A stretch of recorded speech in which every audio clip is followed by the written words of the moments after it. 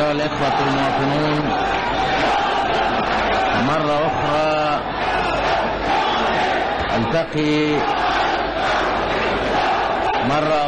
ألتقي معكم هنا في هذا المكان بعد عام لنحتفل بعيد النصر، كما نحتفل به منذ كانت حرب السويس المنتصرة وبورسعيد طليعتها ومقدمتها الباسلة سنة 1956. هذا النصر الذي تحقق سنة 1956 سوف يبقى مع التاريخ لأنه أكبر من مجرد انتصار وطني. انتصار بورسعيد في سنة 1956 كان انتصار على مستوى الإنسانية كلها، وللإنسان انتصار للإنسان في تاريخه وفي حاضره وفي مصيره.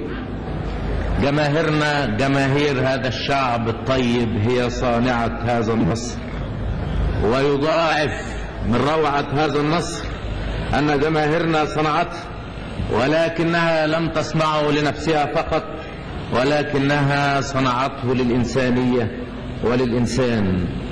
هذا النصر صنعه إيمان هذه الجماهير بهدفها، رؤيتها الواضحة لهذا الهدف، تصميمها الأكيد على تحقيق هذا الهدف، صبرها على التضحية والشجاعة تحت النار احتمالا للمسؤولية الضخمة.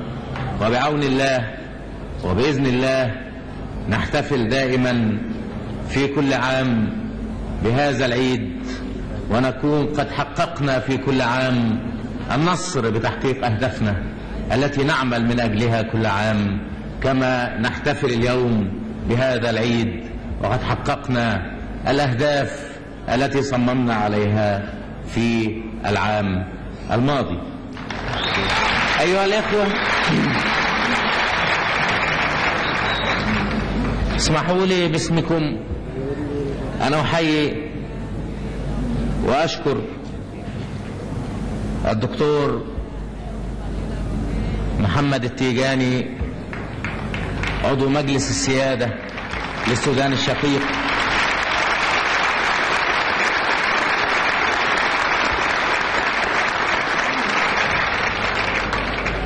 وأحيي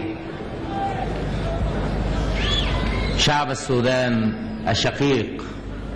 الدكتور التيجاني في سنة 56 كان هنا في مصر، وأنا أعرف إن أما حصل العدوان على بورسعيد تطوع علشان يجي يحارب هنا وكدكتور يعمل في بورسعيد.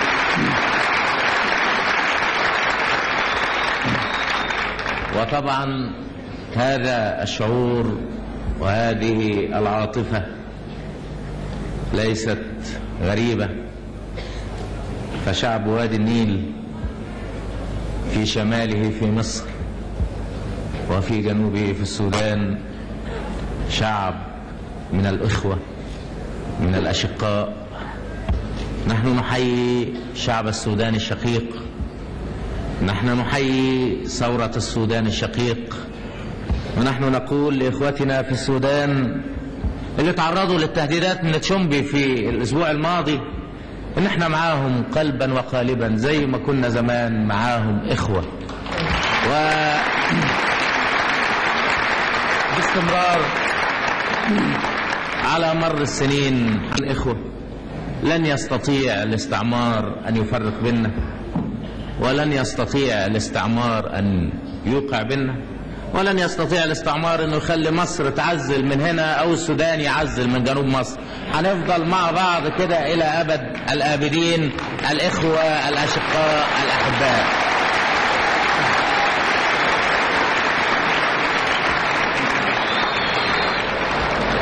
نحن مع شعب السودان الشقيق ومع حكومة السودان الوطنية ونحن نساندهم بقلوبنا، لأننا تجري في عروقنا دم الإخوة ودم الأشقاء.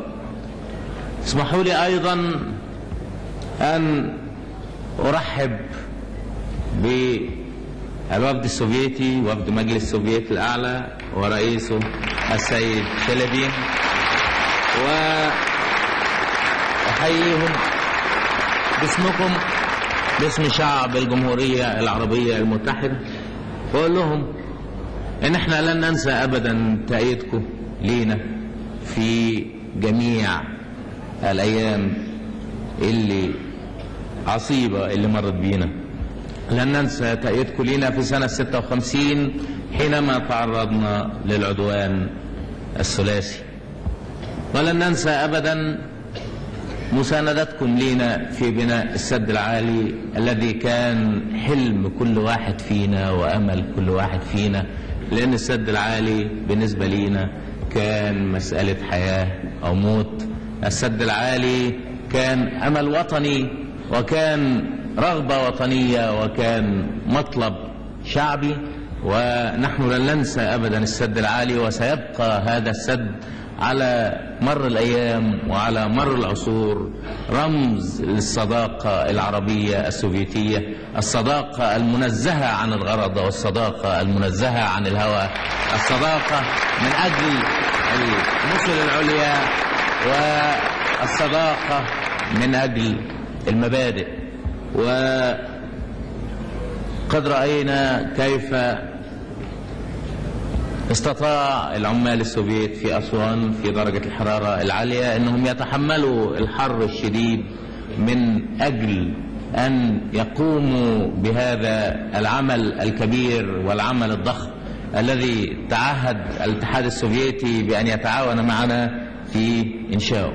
لن ننسى أبدا هذه الصداقة، وباسمكم وباسم شعب الجمهورية العربية المتحدة أحيي الاتحاد السوفيتي، وأحيي حكومة الاتحاد السوفيتي، وأحيي وفد مجلس السوفيت الأعلى الموجود معنا اليوم في هذا المكان. ويسعدنا أن يشاركونا في أعياد النصر وفي احتفالنا بأعياد النصر. أيها الإخوة، ونحن نحتفل بأعياد النصر ندرك حقيقة النصر، وندرك جوهر النصر. ندرك أن أعياد النصر لا قيمة لها مطلقا إلا إذا كانت حوافز لعمل جديد. لا نستطيع أن نعيش على النصر، ولا نستطيع أن نعيش على ذكريات النصر. إن الشعوب تتخلى عن ثوريتها إذا تحولت أعيادها إلى ذكريات تحتفل بأيامها على مر السنين.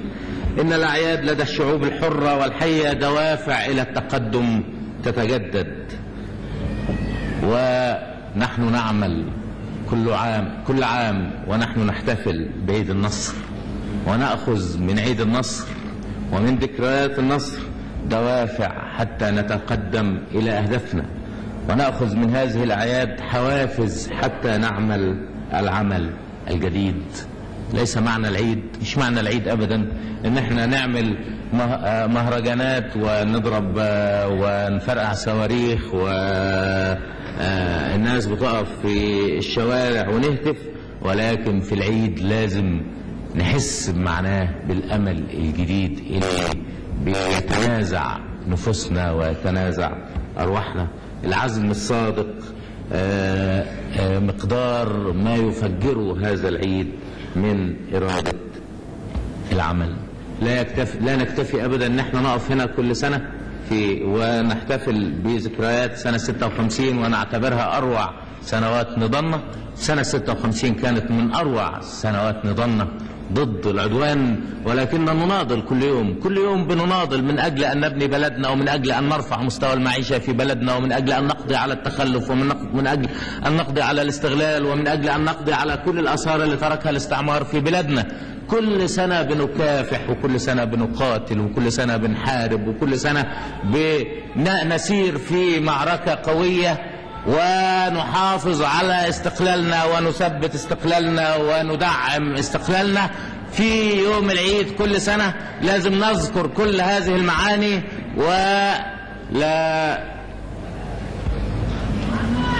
ولا نشعر ان اكبر سنواتنا كانت سنوات 56. كل سنة عندنا نضال، وكل سنة عندنا قتال، وكل سنة عندنا كفاح، وكل سنة عندنا عمل. في ناس بتعمل في الأرض، وفي ناس بتعمل في المصانع، وفي ناس بتعمل مصانع جديدة، وفي ناس بتصلح أرض جديدة، وفي ناس بتعمل وتخلق وتبني من أجل أن نعيش نحن الحياة السعيدة، ومن أجل أن يوجد المجتمع اللي فيه العدالة والمساواة من أجل أبنائنا. كل سنة نقف هنا في ذكرى النصر الكبير ونتحدث عن الانتصارات اللي أضفناها في السنة اللي فاتت، نتحدث عن أعمال حقيقية عززت مكانة هذا النصر وحمت المكاسب اللي حققناها في سنة 1956. خير شيء نستطيع أن نستلهمه من معنى عيد النصر هو أن نستعرض ما استطعنا أن نفعله وما استطعنا أن نعمله. السنة اللي فاتت من سنة كنت واقف في هذا المكان في لقائنا السنوي يوم العيد، وطبعا النهاردة بعد سنة يجب ان احنا نسأل انفسنا ايه اللي فعلناه في السنة اللي فاتت. لابد ان احنا ننتهز الفرصة ومش بس نتكلم على 56 واللي عملناه 56 وضربنا الانجليز وضربنا الفرنسويين وصدينا عدوان اسرائيل وقضينا على العدوان الثلاثي، لا، من 56 واحنا النهارده 64 وداخلين على 65 بنشوف ايه اللي عملناه في السنة اللي فاتت، وبهذا بنقدر نقدر موقفنا، وبهذا نستطيع أن نطمئن ويرتاح بالنا ويرتاح ضميرنا حينما نتأكد أن احنا فعلا في السنة اللي فاتت استطعنا أن نقوم بالعمل الذي يمكننا من أن نحقق أهدافنا. أهدافنا أهداف كبيرة، أهدافنا أهداف عظيمة. عملنا يجب أن يكون عمل متواصل، عملنا يجب أن يكون عمل مضاعف. في السياسة العالمية موقفنا بالنسبة للسياسة العالمية كنا دولة مستعمرة، استطعنا أن احنا نطلع الإنجليز، ثم حققنا الاستقلال، ثم دعمنا هذا الاستقلال، ثم ثبتنا هذا الاستقلال، ثم قررنا أن احنا نتبع سياسة مستقلة، سياسة عدم الانحياز. هل استطعنا أن نحافظ هذا؟ هل استطعنا أن نحافظ على هذا؟ هل استطعنا أن نحافظ على ثوريتنا؟ هل استطعنا أن نحافظ على قدرتنا على الاندفاع؟ هل لا زال جهدنا قادر على التحليق في الآفاق الكبيرة اللي كنا باستمرار بنحلم بيها واللي كنا باستمرار بنتمناها؟ السنة اللي فاتت كانت سنة هامة في تاريخ تطورنا. مرينا من مرحلة ودخلنا مرحلة أكثر تقدم. مسؤولياتنا في المرحلة الجاية أكبر من مسؤولياتنا في المرحلة اللي فاتت. مسؤوليتنا في المرحلة الجاية أكبر من مسؤوليتنا في المرحلة اللي فاتت. العمل في المرحلة الجاية أكبر من العمل اللي احنا قمنا بيه في المرحلة اللي فاتت. العمل اللي ينتظرنا عمل أكبر وعمل أضخم. وزي ما قلت في مجلس الأمة في أول دورته إننا اجتزنا مرحلة التحول العظيم وبدأنا مرحلة الانطلاق العظيم، ولكن مرحلة الانطلاق لا تتحدد ولا تتم بمجرد وصفنا ليه، ولكن بالعمل وحده نستطيع ان احنا نحقق مرحلة الانطلاق. بالنضال اليومي على كل الجبهات نستطيع ان نحقق مرحلة الانطلاق. كنا سنة 56 كان في انجليز هنا وخرجوا الانجليز، جيت لكم انا هنا في بورسعيد في سنة 56 في شهر يونيو، ورفعنا العلم لأول مرة. أول مرة حللت بورسعيد من العلم البريطاني، ورفعنا العلم المصري في سنة 56، وبعدين رجعوا الإنجليز تاني في أكتوبر، وبعدين طلعوا وناس قدمت أرواحها وناس قدمت دمائها. ثم صممنا على إن احنا نحمي بلدنا وزادت ثقتنا. كنا عايزين نطلع الإنجليز مرة واحدة، طلعناهم مرتين. كنا عايزين نطلع الإنجليز بس، طلعنا الإنجليز ومعاهم الفرنسويين.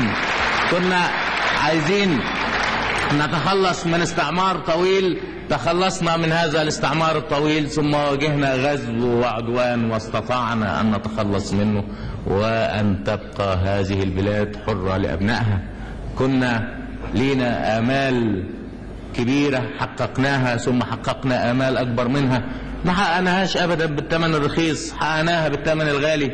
وأنا عارف إن الثمن اللي حققناها بيه كان ثمن غالي، عارف إن في ناس ماتت أولادها، وفي ناس ماتوا عائلينها، وفي ناس استشهدوا، ودول ناس بنوا لينا هذا الوطن اللي احنا بنعيش فيه. ضحوا بأغلى ما يملكه الإنسان اللي هو الروح، أو أغلى ما يملكه الإنسان اللي هو الابن، ولكن هذه ضريبة فرضت علينا، وهذا حق علينا احنا كان لابد ان احنا نقوم به. وكل واحد قام بدوره، وكل واحد أدى واجبه، وكل واحد رفع السلاح، وكان كل واحد في بلدنا مستعد انه يؤدي دوره، ومستعد انه يؤدي واجبه، ومستعد انه يحمل السلاح، ومستعد انه يموت في سبيل ان تتحقق هذه الآمال الكبار اللي كنا دايما بنحلم بيها، واللي كان بعض الناس بيقولوا لنا عليها انها آمال مستحيلة، وان مين هيقدر يطلع الانجليز من مصر، وان الانجليز مش ممكن يطلعوا من مصر. طلعوا الانجليز من مصر، طلعوا الانجليز من مصر، وبنبني مصر الحرة، بنبني مصر المستقلة، بنبني مصر اللي ليها سياسة تنبع من نفسها وتنبع من ضميرها. بنبني لنفسنا مركز في العالم، بنبني لنفسنا مركز في المجال الدولي، في العالم الدولي. زي ما قلت في مجلس الأمة، احنا لينا كلمة ولينا قيمة، ولأن سياستنا بنبنيها هنا. احنا مش زي إيران. إيران بلد خاضعة للاستعمار، طبعا مسلطينها علينا الايام دي. بيشتمنا شاه ايران كل يوم والتاني بيعمل مؤتمر صحفي بيشتمنا. طبعا مش هو اللي بيشتم، ولكن بيدوروه واسياده بيدوروه، وبعدين هو بيشتم بعد كده.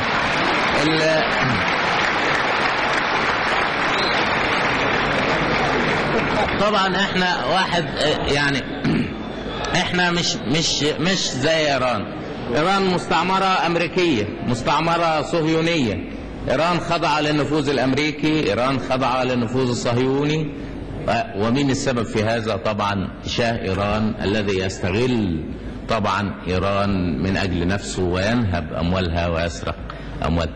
وبهذا أصبحت إيران إيه في العالم؟ أصبحت إيران دولة داخلة ضمن أحد الأحلاف الغربية، ووقع تحت حماية الغرب. بيدوله معونات كل سنة، بيسرق شوية ويصرف شوية ويدي الجيش شوية، وبعد كده بييجوا يملوه علشان يشتمنا. بيشتمنا، يملوه اليهود يشتمنا، يملوه الأمريكان يشتمنا، وبعد بيعتقدوا ان كلام شاه ايران ده ممكن كلام يكون له تأثير لانه بلد اسلامي. اذا كانت ايران بلد اسلامي، لكن شاه ايران لا يمكن ان احنا نعتبره مسلم، لان مطية الصهيونيين لا يمكن ان يكون مسلم، لان بيكون خارج عن دين الاسلام وخارج عن المسلمين. مطية المستعمرين لا يمكن ان يكون مسلم. وانتم تعرفوا احنا ليه قطعنا علاقتنا بايران من عدة سنوات؟ لان ايران اصبحت مرتع لاسرائيل واصبحت مرتع للصهيونيين. احنا بلد مستقل، لا يستطيع أي إنسان ولا تستطيع أي دولة إنها تخلينا نحيد عن استقلالنا أو نحيد عن أن نرسم السياسة اللي احنا مقتنعين بيها. في المجال الدولي أصبحت مصر لها مكانة كبرى في العالم. عقد هنا المؤتمر الإفريقي، زي ما قلت في مجلس الأمة برضو إسرائيل كانت بتقول المؤتمرات دي بتكلف إيه وبتعمل إيه. طبعا لما بيعقد هنا مؤتمر إفريقي وبيجوا كل قادة إفريقيا هنا في مصر وبيشوفوا هذا الشعب المصري وبيشوفوا الصناعات المصرية، بيقولوا إيه؟ بيقولوا هذا شعب استطاع إنه يبني بلده، استطاع إنه يستقل، استطاع إنه يقضي على الاستعمار، استطاع إنه يهزم الدول الكبرى، استطاع إنه يقيم صناعة، استطاع إنه يطور زراعته، استطاع إنه يطور نفسه.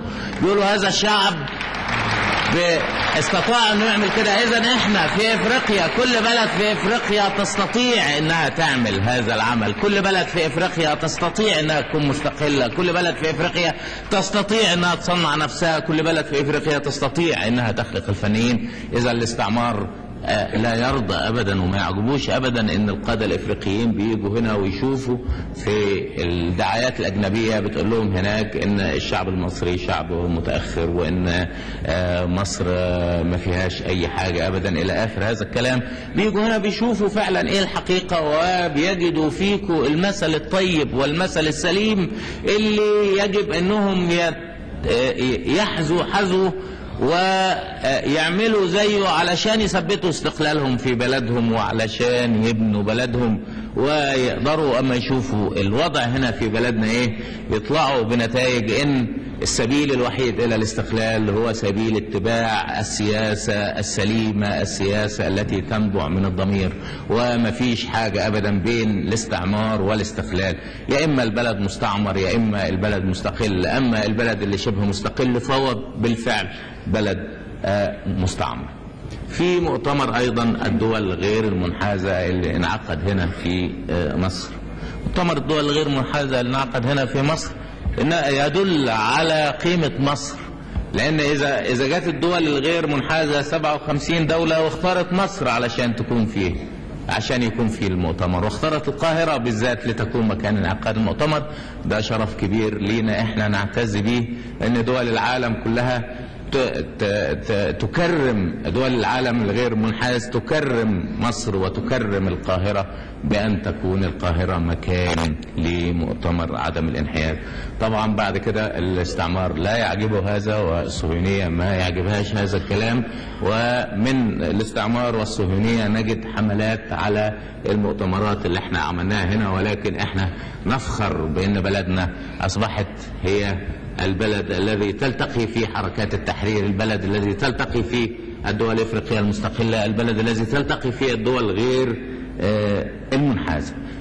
ده في مجالنا الدولي. طب كنا فين سنه قبل سنه 52؟ مين فكر يجي يعمل مؤتمر؟ كان عندنا امتيازات اجنبيه، كان عندنا جيش انجليزي، ما كانش عندنا ابدا حتى علاقات في المجال الدولي الا مع انجلترا وفرنسا وبعض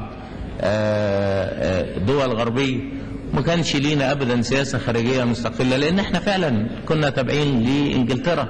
كان في هنا السفير البريطاني، وقبله كان موجود هنا المندوب السامي البريطاني، وكنا تابعين لانجلترا، وما كانش لينا ابدا الحق في ان نتبع سياسة خارجية مستقلة. طبعا النتيجة ان ما كانش لينا ابدا اي سمعة في العالم او اي سمعة دولية الا طبعا سمعة الملك فاروق، انه بيروح كبري وبيروح روما وبيروح قبرص وبيروح رودس، وانتوا عارفين السمعة دي كانت على اي شكل وعلى اي اساس. النهاردة الوضع اختلف، معروف ان احنا لينا وضع مستقل، اللي بيدينا كلمة بنديله 10، رأينا اللي احنا عايزينه بنقوله ورأينا اللي احنا عايزينه بنعلنه وما بنخافش. علاقتنا بحركة التحرر الوطني في العالم في سنة 56 حصل ايه؟ اما احنا جابهنا العدوان كنا منتظرين ان العالم يأيدنا، كنا منتظرين من كل انحاء العالم ان القوة المعنوية العالمية تؤيدنا حتى ترهب الاستعمار، وكنا بنقدر أي كلمة في سنة 56 تأيدنا، كنا بنقدر أي تأييد لينا في سنة 1956، وفعلا استطاعت القوى المعنوية العالمية أن ترهب الاستعمار، واستطاعت القوى المعنوية العالمية والقوى المحبة للسلام في العالم أنها ترهب الاستعمار، وساعدت على انهاء العدوان وساعدت على دحر العدوان. هل بعد هذا نتركر للقوى الوطنية الصاعدة في العالم، او نعاملهم بالمثل زي ما تعاملنا احنا في سنة 56؟ زي ما كنا في سنة 56 منتظرين من العالم ومن دول العالم انها تأيدنا، النهاردة جميع الدول التي تحارب من اجل الاستقلال، جميع الحركات الوطنية، حركة التحرير الوطني في كل أنحاء العالم تنتظر من العالم ومن القوى المعنوية في العالم ومننا احنا بالذات ان احنا نساعدها ونعاونها. طبعا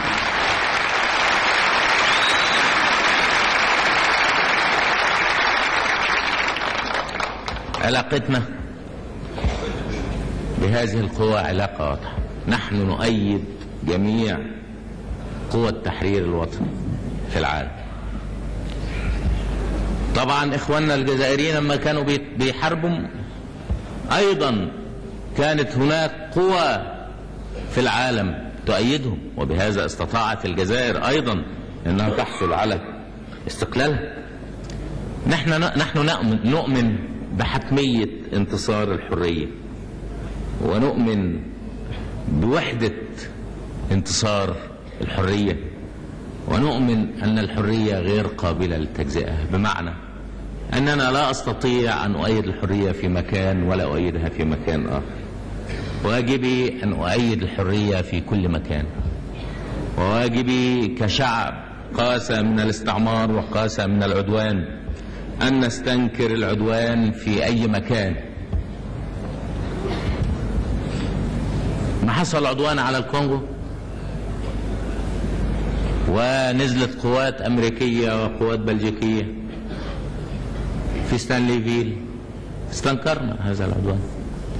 ايه الفرق بين العدوان الانجليزي الفرنساوي على بورسعيد سنة 56 والعدوان الامريكي البلجيكي على ستانليفيل سنة 64؟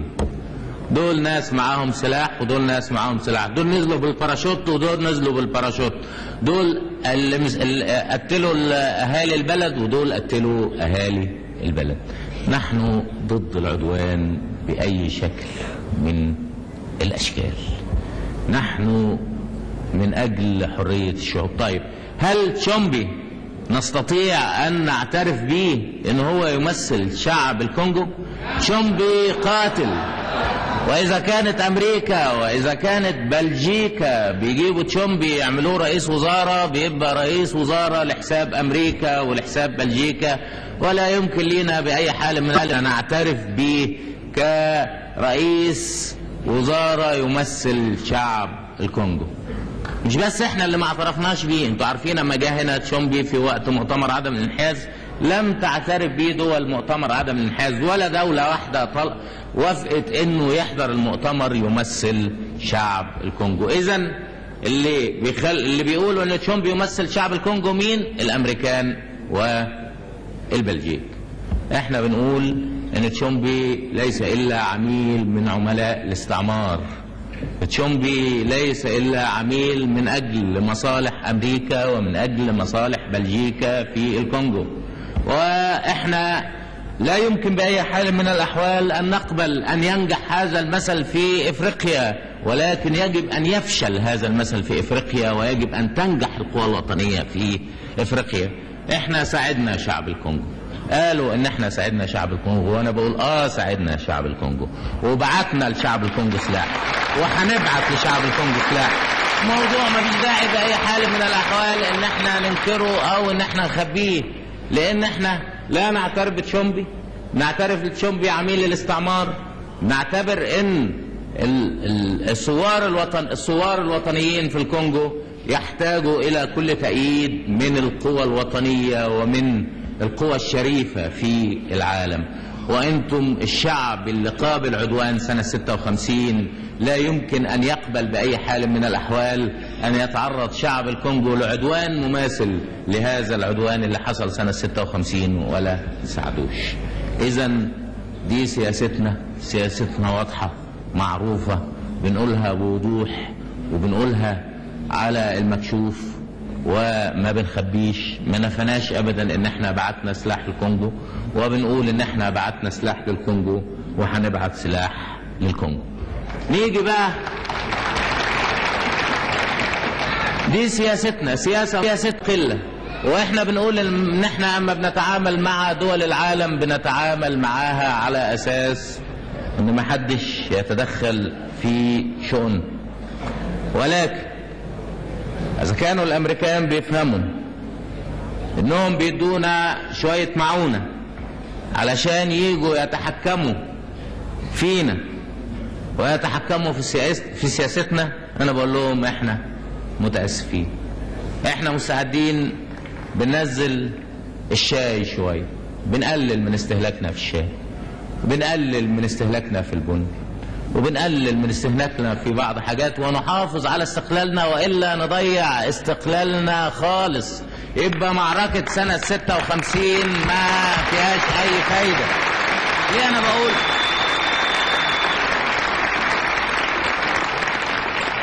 احنا بناخد من الامريكان قمح؟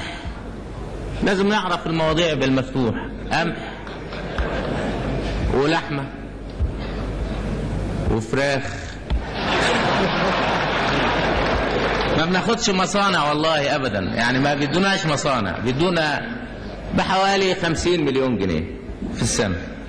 احنا ميزانيتنا في السنة 1100 مليون جنيه، بنصرف على الخطة حوالي 400 مليون جنيه او 500 مليون جنيه. اذا دعا الامر ان احنا نوفر 50 مليون جنيه بنوفرها على الجزمة ولا بتهمنا والله العظيم. ليه انا بقول هذا الكلام؟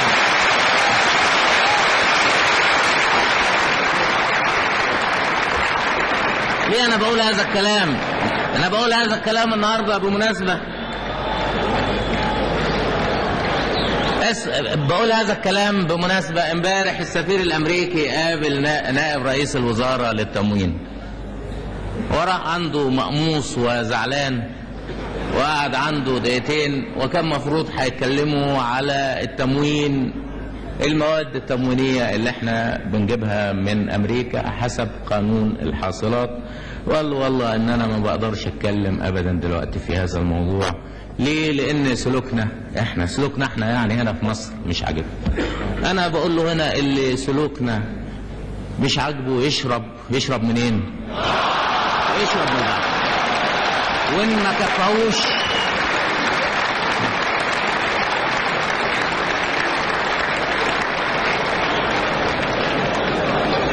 وانتوا هنا اللي ما يكفوش البحر الابيض بنديله البحر الاحمر يشربه كمان.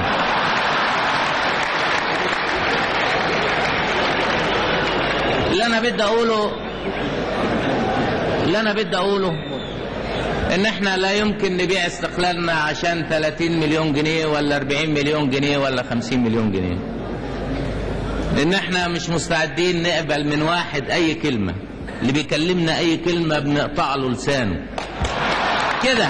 كلام واضح وكلام صريح. اذا كنا النهاردة بنشرب شاي 7 ايام نشرب 5 ايام لغاية ما نبني بلدنا. إذا كنا بنشرب قهوة 7 أيام نشرب 4 أيام. إذا كنا بناكل لحمة 4 أيام ناكل لحمة 3 أيام. اللي أنا بدي أقوله إن طبعا مناسبة هذا الكلام في الوقت اللي بيقولوا إن إحنا عندنا أزمة تموين وعندنا كذا وعندنا كذا، إن دل على شيء فيدل على إنه طريقة من طرق الضغط. إحنا متأسفين ما بنقبلش الضغط وما بنقبلش الكلام السخيف وما نقبلش الرذالة أبدا. وإحنا ناس خلقنا ضيق، خلقتنا كده وطبيعتنا كده.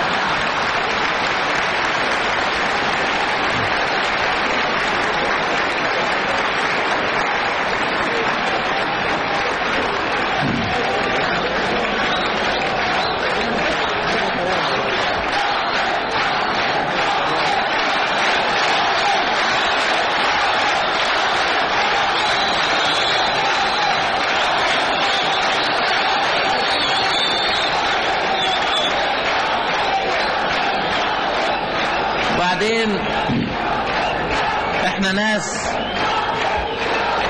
ناس عندنا كرامة، شعب عنده كرامة ومش مستعد يبيع الكرامة دي ولا ب1000 مليون جنيه، مش ب50 مليون جنيه ولا ب30 مليون جنيه ولا ب40 مليون جنيه.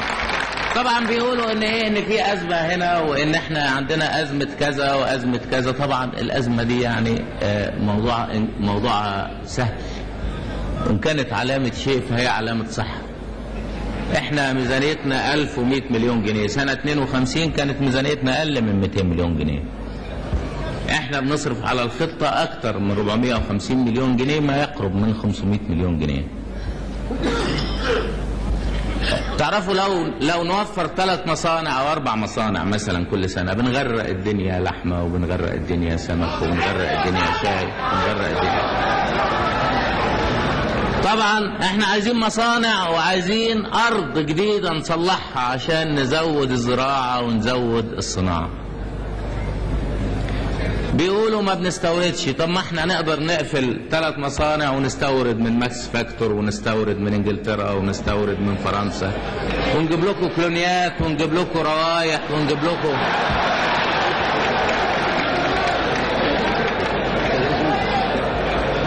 هل الشعب فعلا عايز كده؟ سنة 52 استثمرنا في الصناعة 2 مليون جنيه، اللي اتصرف على المصانع سنة 52 2 مليون جنيه. السنة دي اتصرف على المصانع أكتر من 150 مليون جنيه. السنة اللي فاتت كان 115 مليون جنيه. السنة الجاية هيوصل إلى 200 مليون جنيه. ده على الصناعة بس. فإذا كنا بنوفر في أموالنا وبنزود في خطتنا، فإن احنا عايزين نبني بلدنا ونخلق فعلا في بلدنا المجتمع اللي ترفرف عليه الرفاهية، نخلي البلد لأبنائها كلها لناسها كلها، ما نخليش البلد لفئة قليلة من الناس. طب أنا النهاردة لو ما بنيش مصانع واجيب كل الكماليات، حتى السلامة اجيب لكم سلامة من فرنسا، بيحصل ايه؟ لا مش سلامة على الطريقة الصعيدي، سلامة على الطريقة الفرنساوي. طب هيحصل ايه؟ في ناس بتاكل وناس بتعيش وبقية الناس ما تلاقيش تشتغل. طب لصالح مين ده؟ هل لصالح الشعب؟ هل لصالح الاشتراكية اللي احنا بننادي بيها؟ اذن احنا في خطتنا بنعمل على ان الضروريات بتكون موجودة، ولكن كل قرش نقدر نصرفه في الصناعة بنصرفه في الصناعة، وكل قرش بنقدر نصرفه في الزراعة بنصرفه في الزراعة، وكل قرش بنقدر نصرفه في الانتاج بنصرفه في الانتاج. ان انا لما اعمل مصنع معناه ان انا هشغل 500 عامل، معناه ان انا بصلح معيشة 500 اسرة، مش بس اسرة العمال ولكن اسر المحيطين بالعمال. يمكن بعضكم قرأ تحقيقات في الجرائد على مصنع شبين الكوم. مصنع شبين الكوم ما اثرش بس على العمال، اثر على المحيط اللي موجود مع العمال. ده العمل اللي احنا ماشيين فيه، دي السياسة اللي احنا مشينا فيها.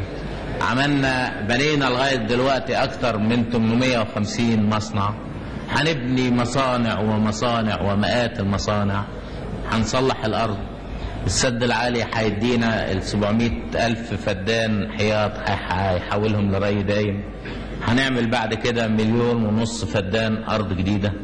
هنزود الارض الزراعية تقريبا بالتلت.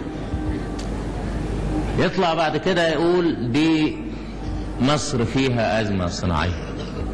ده في واحد في سفاراتنا بره يمكن صدق هذا الكلام وبعت لأهله هنا، وأنا سمعت من واحد امبارح فاهم إن احنا وصلنا إلى حالة المجاعة. بيقول لهم بمناسبة رأس السنة هل أبعت لكم فخدة من بره ولا أبعت لكم حتة لحمة؟ ما وصلش بينا الحال أبدا لهذا الشكل.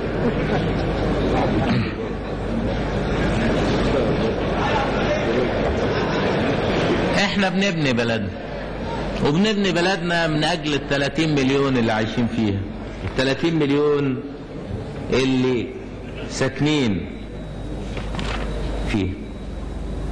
بنبني بلدنا ومش مستعدين ابدا ان احنا نبيع كرامتنا.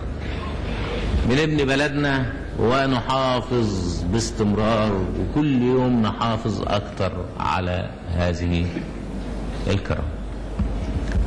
اذن المعونة الامريكية زي ما قال السفير امبارح انهم هم مش مستعدين يتكلموا، بنقول لهم والله متشكرين وكتر خيركم، لكن ما احناش مستعدين نقبل كلام ولا نقبل انزح. احنا بنقدر نوفر 50 مليون جنيه وبنقدر يكون عندنا كفاية ذاتية. والشعب المصري بيستطيع انه يصبر ويكافح. تذكروا في سنة 56 ما كانش عندنا ادوية وما ادوناش فلوس عشان الادوية. افتكروا سنة 56 ما كانش عندنا قمح، كان عندنا احتياطي 15 يوم ووقفوا توريد القمح. ما بننساش احنا الايام ده. وانا اذكر ان الاتحاد السوفيتي في سنة 56 وانا بعت جواب في هذا الوقت بعت لنا قمح قبل ما يخلص ال 15 يوم اللي موجود عندنا.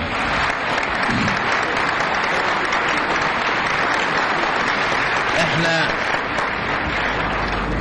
بنطور بلدنا وبنطور مجتمعنا. احنا سنة 52 كنا بنصرف على الأدوية 6 مليون جنيه، السنة دي 25 مليون جنيه، السنة الجاية 33 مليون جنيه. مين اللي كان بيشتري أدوية سنة 56؟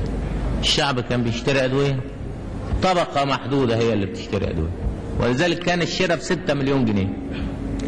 النهاردة 25 مليون جنيه، أكتر من 4 مرات. السنة الجاية 33 مليون جنيه. اللي ما كانش بيقدر يشتري الدواء بيشتري الدواء، واللي كان ابنه يعيا ولا يجيبلوش دواء النهاردة اما ابنه بيعيا بيشتري له الدواء. ان الدواء علما ان احنا رخصنا الدواء 25% بعد عمليات التأمين. دي الاشتراكية اللي احنا بننادي بيها، ودي الاشتراكية اللي احنا نعمل من اجلها. بيجوا بره يقولوا في ازمة اقتصادية لان احنا بنصرف في العملة الصعبة. كل سنة انا في عملة صعبة بتيجي عندنا ما بنوفرش منها. عندنا احتياطي من الذهب موجود للكوارث وموجود للازمات، ولكن هل اوفر 10 مليون جنيه ولا ابني 10 مصانع؟ كل سنة اسأل نفسي هذا السؤال. اجي اقول لا، انا بدل ما اوفر 10 مليون جنيه ببني 10 مصانع، واما ببني 10 مصانع بشغل 5000 عامل، واما بشغل 5000 عامل بفتح 5000 بيت، واما بفتح 5000 بيت بفتح جنبهم 5000 بيت او 10000 بيت. دي السياسة اللي احنا بنتبعها. بنقدر نقول اوفر 10 مليون جنيه، اوفر 20 مليون جنيه، اوفر 30 مليون جنيه. عملية بسيطة.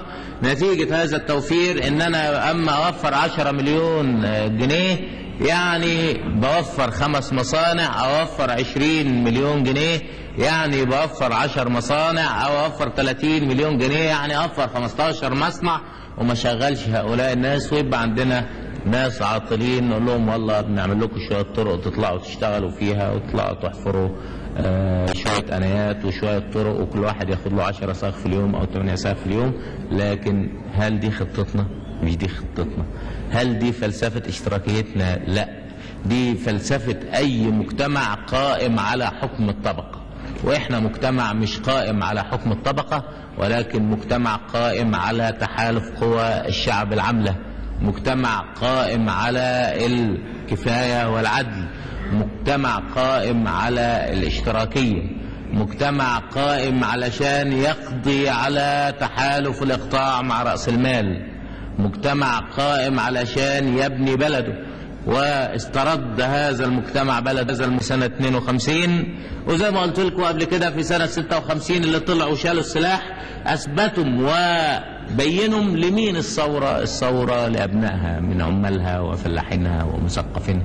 إذن هذه الثورة الاشتراكية هي ثورة الشعب، ويجب أن تعمل من أجل الشعب ومن أجل تحالف قوى الشعب العاملة، لا من أجل الإقطاع ولا من أجل رأس المال ولا من أجل تحالف الإقطاع مع رأس المال ولا من أجل الاستغلال.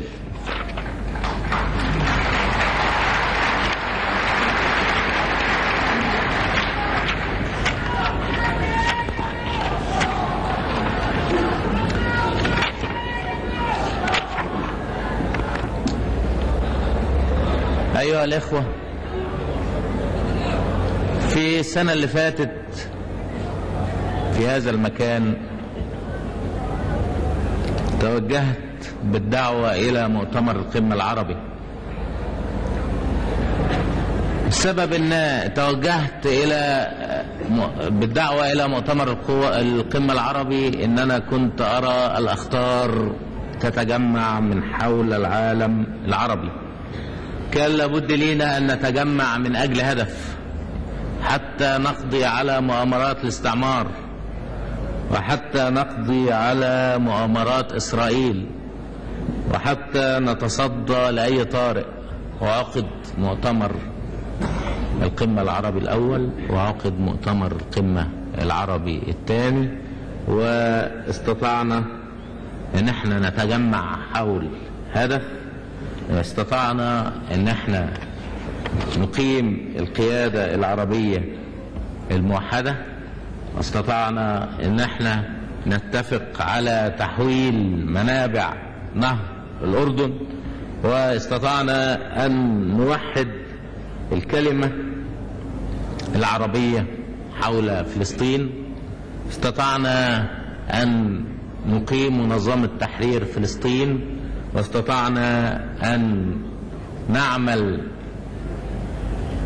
مساندين لهذه المنظمة حتى تنظم شعب فلسطين.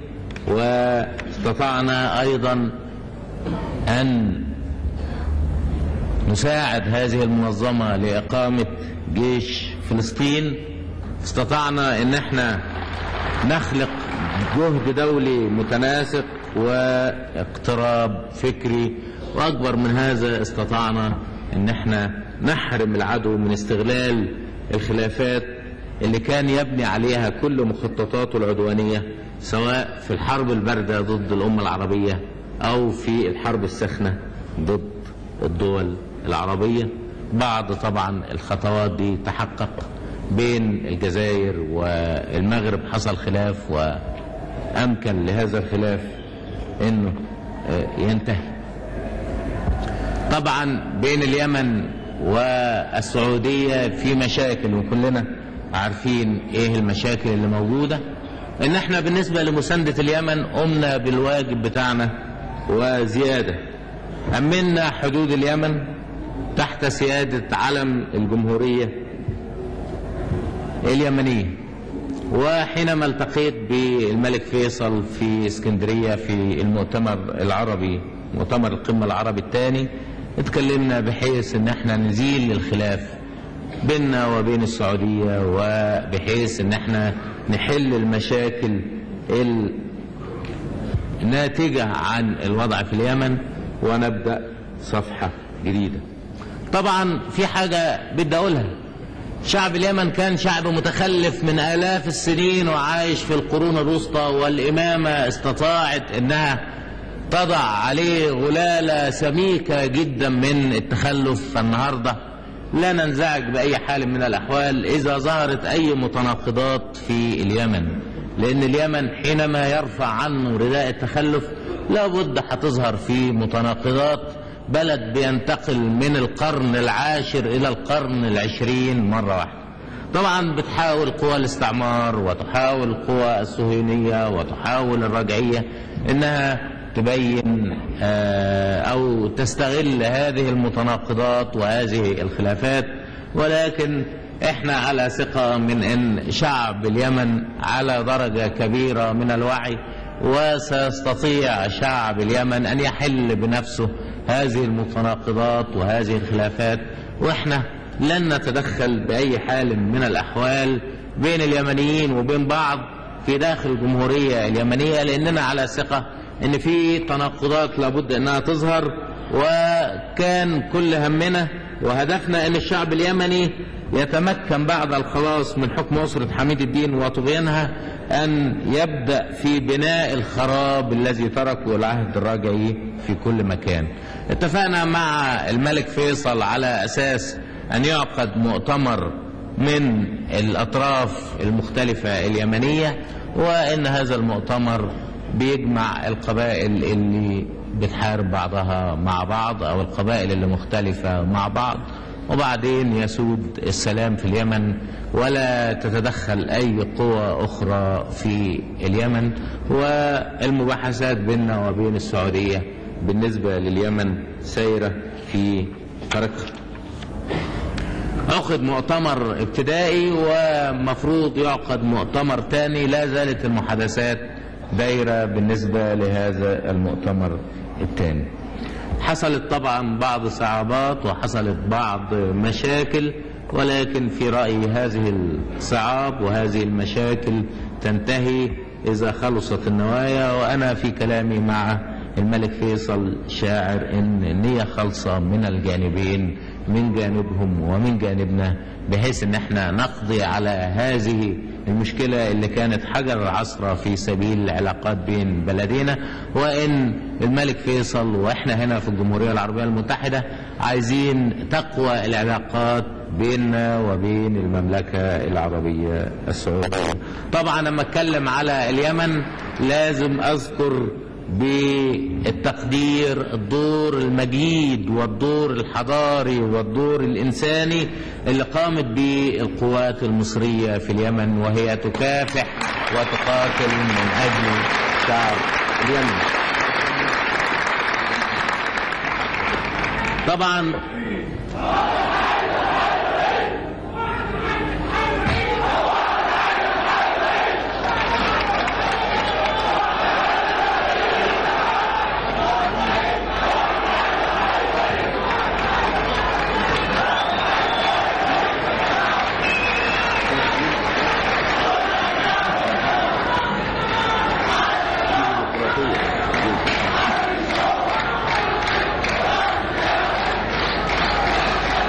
هذه القوات ضربت المثل الأعلى في تبني دعوة القومية العربية والحرية العربية والثورة العربية.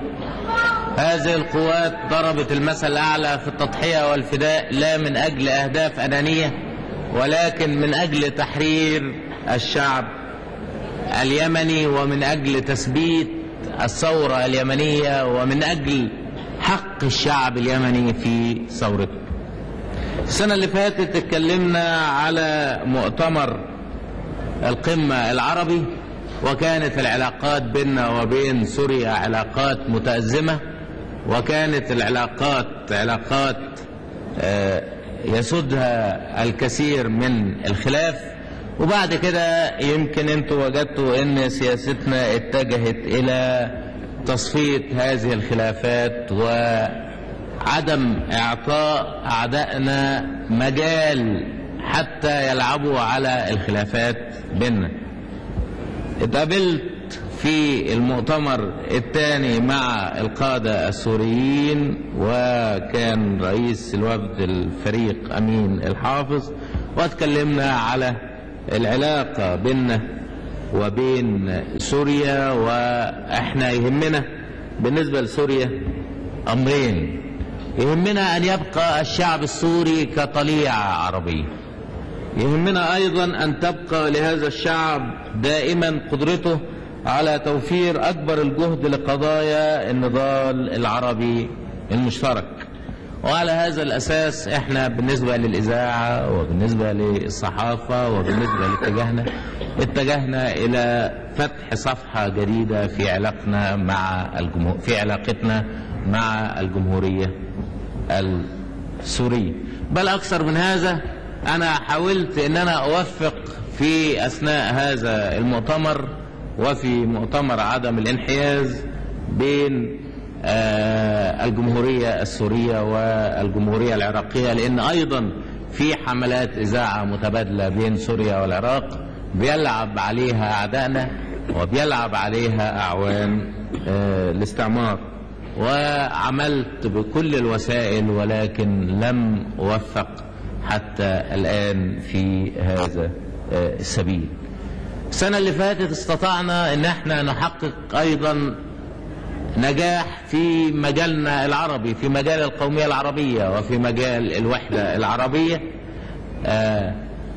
اتفقنا مع العراق حينما زارنا اثناء مؤتمر عدم الانحياز وفد عراق ومال المستغل وعلى الاقطاع، وفي نفس الوقت نقيم تحالف قوى الشعب العاملة، وفي نفس الوقت نقول ان احنا حققنا الديمقراطية الاجتماعية، كل واحد ليه الحق في العمل، كل واحد ليه الحق في التعليم، كل واحد ليه الحق في العلاج، كل واحد ليه الحق في المعاش، كل واحد ليه حق في ثروة بلده، وذلك بسيطرة الشعب على وسائل الإنتاج أو ملكية الشعب لوسائل الإنتاج.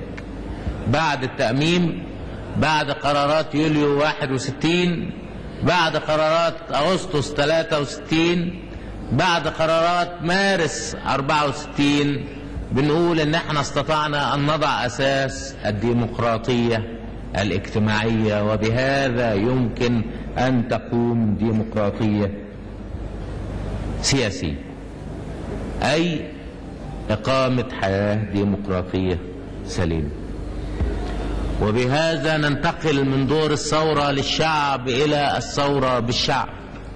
وفي مارس الماضي أعلن الدستور، وأقيمت الانتخابات، وأقيم مجلس الأمة، وانتهت الأحكام العرفية، واستكملنا بناء الاتحاد الاشتراكي، وبدأنا مؤتمرات في قواعد الاتحاد الاشتراكي وحركات خلاقة. وأنا غير منزعج من بعض الانحرافات اللي بتظهر في مؤتمرات الاتحاد الاشتراكي. الاتحاد الاشتراكي فيه 6 مليون، إذا ظهرت بعض الانحرافات في بعض الوحدات أو في بعض وحدات في الاتحاد الاشتراكي، الشعب العامل الواعي اللي استطاع انه يقيم الديمقراطية الاجتماعية يستطيع انه يقوم ديمقراطيا هذه الانحرافات. واحنا النهاردة نبدأ ممارسة ديمقراطية، ما نخافش ابدا من اي انحرافات تقابلنا، ولكن لازم نكون واعيين ونكون صحيين ونشوف ان دي انحرافات، وأن واجبنا أن نقوم هذه الانحرافات. المناقشة المفتوحة التي تجري في كل مكان، في مؤتمرات الاتحاد، في الصحافة، في مجلس الأمة، في كل الاجتماعات، هي علامات صحة ما نخافش منها أبدا النهاردة، لأن احنا بنبني الديمقراطية السليمة. مجلس الأمة بيناقش، هذه المناقشات ادعت إلى شيء فإنما تدعو إلى السعادة. ما نخافش النهاردة، ما نخافش من ديمقراطيتنا إنها تاخدها طبقة من الطبقات أو تستولي عليها طبقة من الطبقات. ليه؟ عندنا في مجلس الأمة 50% عمال وفلاحين، وعندنا تحالف قوى الشعب العاملة. النهاردة بننتقل في الاشتراكية حتى تكون الثورة بالشعب، ولازم الناس تتكلم، والناس إذا اتكلمت وتناقشت في المواضيع طبعا فيه ناس هتغلط، ويمكن ناس بتلبخ كمان مش بتغلط. ما نخافش أبدا من هذا الكلام، ولكن بنقول إن دي عوامل صحية في بنائنا للديمقراطية. أكثر شيء نستطيع أن نثبت به المكاسب الكبيرة اللي حصلنا عليها إن احنا ننجح في بناء الحياة الديمقراطية السليمة، إن احنا ننجح في بناء حياة ديمقراطية للشعب، الشعب اللي آمن بالاشتراكية، والشعب اللي آمن بالميثاق، والشعب اللي نادى بإذابة الفوارق بين الطبقات.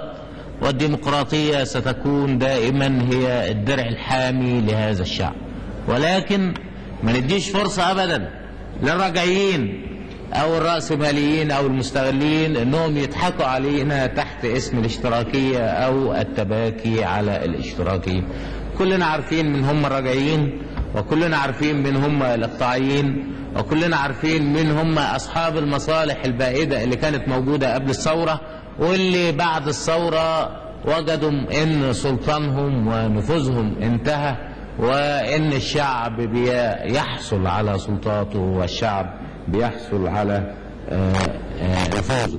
أنا بقول لكم إن احنا عندنا النهاردة ديمقراطية مش موجود زيها أبدا في كل المناطق المحيطة بينا. مجلس الأمة بيتكلم، الحكومة بتتكلم. مجلس الأمة بقى هنا إيه؟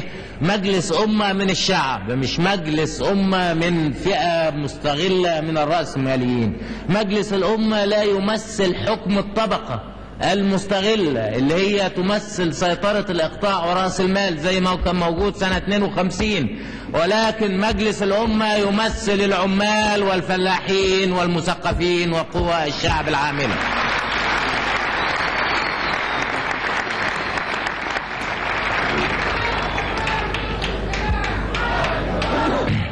بعد كده بيكون قدامنا ان احنا نعمل على زيادة الانتاج. علشان نطلب لازم نزود انتاجنا. اذا ما زودناش انتاجنا من القطن ومن القمح ومن الذرة، امال هناكل منين؟ احنا بنبيع القطن وبنجيب بيه آلات. القمح والذرة والمحاصيل اللي عندنا بنستهلك شيء، الفواكه بنستهلك شيء، بنبيع شيء عشان نجيب بيه آلات. يعني عايز اقول لكم ان احنا الآلات دي ما بنجيبهاش ببلاش، بنجيبها بفلوس، وان الفلوس اللي احنا بندفعها هي الفلوس اللي بنصدر بيها. الارض محدودة، الزيادة الموجودة محدودة. نتوسع بعد كده على الآبار. 1.5 مليون فدان بتوع السد العالي لازم نعمل على انهم يكونوا 2 مليون فدان. الارض الساحلية اللي فيها مطر لازم نعمل على ان نزرع فيها بساتين من الفواكه، نستغل كل جزء في بلدنا. المرحلة الاولى من السد العالي تمت، المرحلة الثانية من السد العالي ساير العمل فيها. في سنة 67 بإذن الله نستطيع ان احنا نحجز جميع المياه اللي جاية في الفيضان. السنة دي ما قدرناش نحجز الا 5 مليار بس، اللي بيجي بيكون اكتر من 20 مليار. السنة الجاية بنبتدي الخطة الثانية. بالنسبة للصناعة بتكون الخطة الثالثة، وهي الخطة القايمة على الصناعة الثقيلة. السنة دي حققنا أهدافنا في الصناعة وحققنا أهدافنا في الزراعة. بنهاية هذه السنة بنكون حققنا في الزراعة إصلاح ما يقرب من 500,000 مليون فدان زي الخطة. بالنسبة للمصانع وبالنسبة للصناعة حققنا أهدافنا.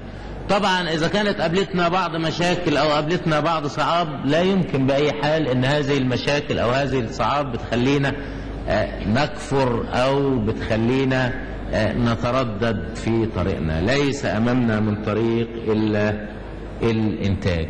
مزيد من الإنتاج، نزود في إنتاجنا الزراعي، نزود في إنتاجنا الصناعي، نزود في الديمقراطية الاشتراكية. كل سنة بنأخذ من تجاربنا ونزود في تجاربنا الديمقراطية. مشاكلنا ومشاكل الإنتاج لا يحلها إلا مزيد من الإنتاج. المصانع، ببني مصانع وبشغل عمال وبديهم أجور، بيطلعوا يصرفوا هذه الأجور ويشتروا بضائع. بعوز أبني مصانع تاني وشغل عمال واديها أجور وتشتري بضائع، ولا استوردش بضائع من بره، اشتري بس آلات من الخارج علشان أزود المصانع. مشاكل الإنتاج بنحلها بمزيد من الإنتاج، مشاكل الديمقراطية بنحلها بمزيد من الديمقراطية. الانحرافات لابد أن نقومها بكل شدة وبكل عنف. وإحنا قلنا الحرية، كل الحرية للشعب ولا حرية لأعداء الشعب. الناس اللي عايزين يرجعوا بينا إلى ما كنا فيه قبل سنة 1952. ملناش طريق نمشي فيه إلا طريق واحد، هو أن نسير إلى الأمام، نبني الإنتاج وننمي وفي نفس الوقت نبني الديمقراطية. بالنسبة للخدمات، بالنسبة للإنتاج احنا عملنا شيء. بالنسبة للإنتاج احنا قلنا إن الإنتاج فيه ممثلين للعمال، 4 في كل مجلس إدارة. كانوا 2 في كل مجلس إدارة، خلناهم 4 في كل مجلس إدارة. وقلنا بهذا إن احنا بنعمل ديمقراطية وإن الشعب العامل يشارك في الإنتاج. بالنسبة للخدمات عندنا مشكلة، وأنا أرى أن لابد أيضا من أن تكون هناك ديمقراطية أكثر في الخدمات، إلى جانب محاولة إعادة تنظيم الحكومة. زي الشعب ما بيشارك في إدارة أجهزة الإنتاج، يجب أن يشارك الشعب في الإشراف على الخدمات، وينبغي أن نجد الوسيلة التي نجعل بها الخدمات تحت إدارة الشعب لتخدمه ولتحسن خدمته. والخدمات اللي موجودة في البلد كلها، مستشفيات والمدارس، كل هذه الخدمات هي لخدمة الشعب. في حاجة بدي أقولها، إن المشاكل لن تنتهي أبدا، وعلى رأس هذه المشاكل مشكلة زيادتنا 700,000 أو 800,000 كل سنة. طبعا 700,000 كل سنة يعني عايزين أكل 1,000,000 واحد كل سنة زيادة، يعني لازم نشتغل أكتر لنزيد الإنتاج عشان نوكل 1,000,000 واحد كل سنة. عايزين نقيم زراعة قوية ونقيم صناعة قوية وندير الصناعة ونبنيها، نتوسع في الخدمات ونتوسع في التأمينات. شعبنا دائما أثبت قدرته على حل المشاكل، وأثبت حيويته، وأثبت إمكانيته على تحقيق النصر. العام اللي فات استطعنا ان احنا نحقق فيه اهداف الخطة او ما يقرب من اهداف الخطة. استطعنا ان احنا نحقق فيه الديمقراطية. استطعنا ان احنا نبدأ اول سنة من الثورة بدون احكام عرفية، بالقانون العادي، وانا بعتبر ان هناك نجاح كبير. وانا كنت منتظر ان بعد ما نلغي الاحكام العرفية بتطلع الرجعية بيطلع الاقطاعيين وبيطلع الرأسماليين ويقولوا انهم مطمنين من غير احكام عرفية. طلعوا طبعا، وطبعا حصلت بعد هذه الفترة، فترة الغاء الاحكام العرفية، بعض حملات من الهمس وبعض حملات من الكلام، واحنا ما قبلناهاش ابدا بالعنف، ولكن تركناها لان احنا كنا بنعتبر ان ده وضع طبيعي ان يحصل كلام. كان في احكام عرفية لمدة 12 سنة، انتهت الاحكام العرفية في مارس اللي فات، وقامت حياة برلمانية، وقامت ديمقراطية سليمة، وقام مجلس امة. في ناس انضروا طبعا في ال 12 سنة، الاقطاعيين انضروا، المستغلين انضروا، الرأسماليين انضروا، الناس اللي اتأممت مصانعهم طبعا مش راضيين ان بتأميم مصانعهم، بيطلعوا بعد الغاء الاحكام العرفية كل واحد يتكلم له كلمتين، وكل واحد يحاول يهمس له همستين. ولكن انا رأيي ان الشعب اقوى من كلامهم، والشعب اقوى من همستهم، لان هذا الشعب كان اقوى من طيارات الانجليز والفرنسويين واليهود، واقوى من اساطيل الانجليز والفرنسويين واليهود، واستطاع ان يقضي على العدوان، واستطاع ان ينتصر، واستطاع ان يبني بلده، واستطاع ان يرفع رايته، واستطاع ان يرفع ارادته. والله يوفقكم، والسلام عليكم.